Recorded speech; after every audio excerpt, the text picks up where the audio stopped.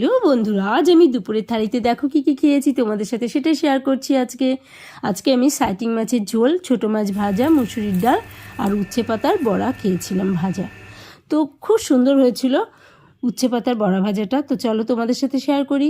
আমি প্রথমে গাছ থেকে একদম টাটকা টাটকা উচ্ছে পাতা তুলে নিয়ে আসলাম, তারপরে ভালো করে পরিষ্কার করে ধুয়ে এইভাবে কুচো কুচো করে কেটে নিলাম।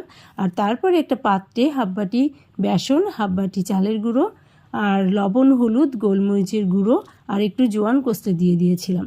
আর দিয়ে দিয়েছিলাম আদা, পেঁয়াজ আর লঙ্কা কুচানো আর পাতাগুলো দিয়ে অল্প অল্প জলের ছিটা দিয়ে ভালো করে মুসড়ে মুসড়ে মেখে নিলাম। আর এদিকে আমি তেল গরম করে একে একে বড়াগুলো সব ভেজে নিয়েছিলাম। দেখো কত সুন্দর দেখতে হয়েছে, যেমন টেস্টি ও মুচমুচে খাস্তা হয়েছিল। তো তোমরাও বাড়িতে একদিন বানিয়ে খেও।